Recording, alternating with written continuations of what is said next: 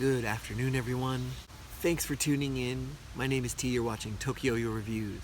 I hope everyone's been enjoying the nicer weather. At least it's nicer weather where I am. I don't know about y'all. Thanks to everyone for being so patient. I'm sorry that the schedule for releases has been a little bit strange. It's just been really busy at work and life, so I'm doing my best to keep up, so thanks for holding on. I've got a few more time-ons coming up. I'm trying to think of what the next tutorial should be, so everybody stay tuned for that. And don't forget, we're having a giveaway at 500, so let's keep those subscriptions coming. Anyway, let's get into today's review. So this one's actually been requested quite a bit, especially on Instagram where I put up this question. So today we're going to be looking at another YoYoFactory, the Basecamp Jackknife, both the original and the blasted version. Knife just a dull blade, or is it sharp enough to carve through the competition?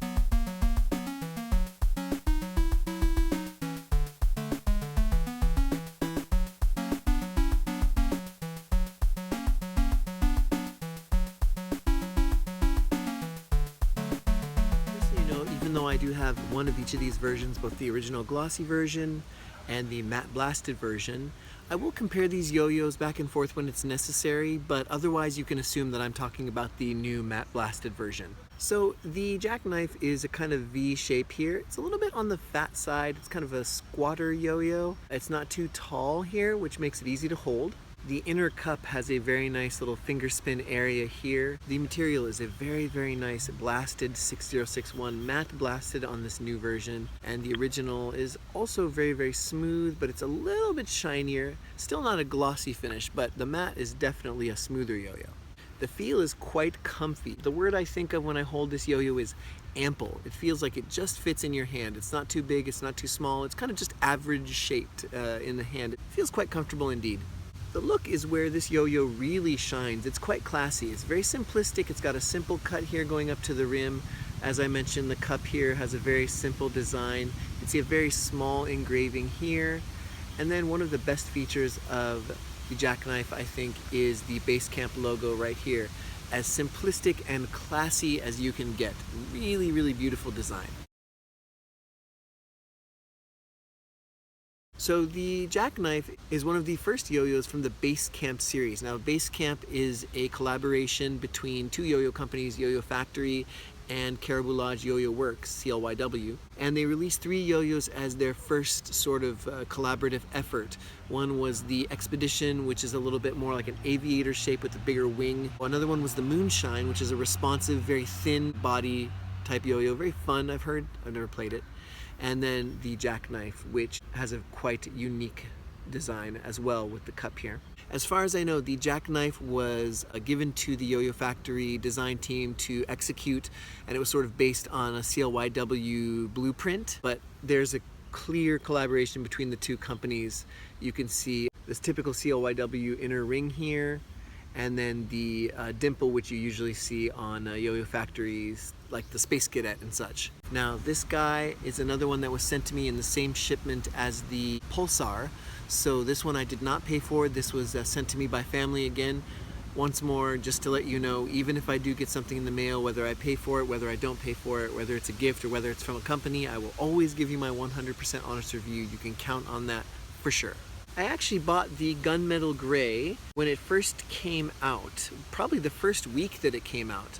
And the Jackknife had didn't really make a strong impression on me at first. I did enjoy it and I could feel the quality, but after a bit, I just kind of put it down and I didn't really play with it for a long time. Also, it was very expensive when I first bought it in Japan. It was around $80 or $90. I'm not sure exactly how much it was in the States when it came out, but CLYW is definitely priced higher in Japan. It is a really premium brand and it is quite popular here, so I think that may have been a deciding factor in the higher price. You know, I have come around on the Jackknife over time with a little bit more experience. Bugs. With a little bit more experience, I've really started enjoying the Jackknife a lot more.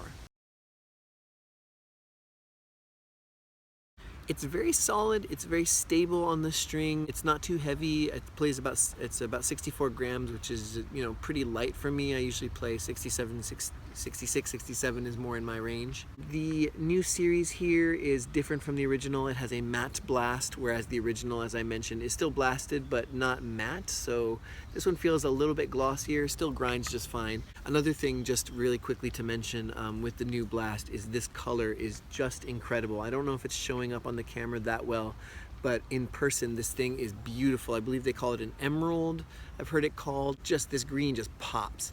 I don't have anything else in this intense of a color. It's just beautiful. The grinds on the Jackknife are really nice on both versions. I don't have problems executing finger grinds on either, though the matte blast does help a little bit with this one. Finger spins are quite easy to execute on both, although it is similar to the Space Cadet where you do need to find a proper balance to maintain a finger spin, and if you go off playing too much, you're gonna kind of lose it.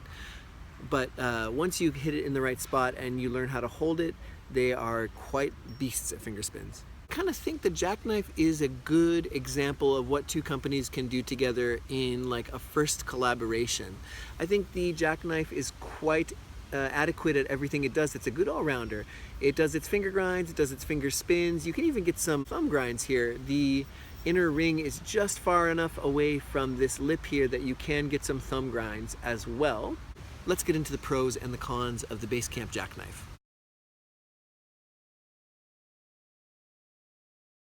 First pro, very classy look as I mentioned. This green is just amazing, and the engraving here is very, very nice as well. I think both of these are extremely nice design elements. It's very, very solid. It feels well put together. It's just well built. You can feel the quality in it.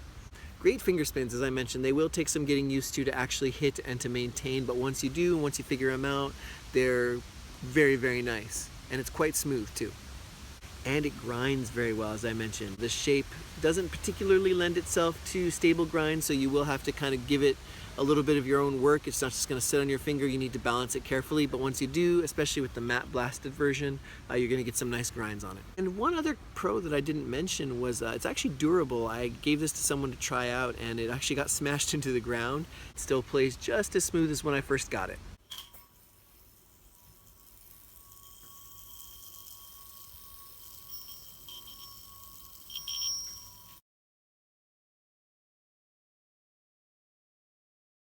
I think that the first wave of these yo-yos was a bit safe. I think that the Jackknife is actually really cool, and as I mentioned, I warmed up to it over time. But this one and the Expedition definitely were like them testing the waters, I feel like. The Moonshine was a little bit more experimental, and then with the Sherpa, they were definitely going out into the deep end and trying something new and crazy.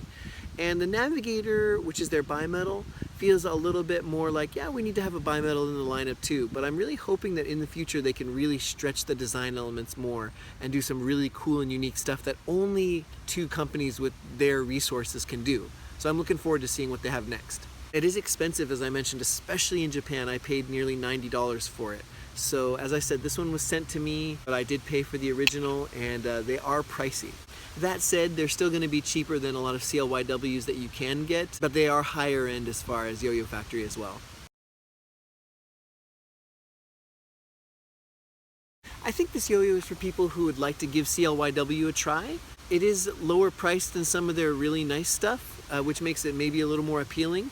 And it also has the finger spin capabilities. It grinds well, it does a lot of things well, so you can kind of get it and not worry about having to get another yo-yo for a while, because this is a very, very capable yo-yo. So if you'd like to try something with a CLYW and YoYoFactory flavor, and something that is a good all-rounder, and something that comes in some very, very nice colors, and something that is very, very capable all-round, you should give it a try. Just keep in mind that you're going to pay a little bit of a premium price for it.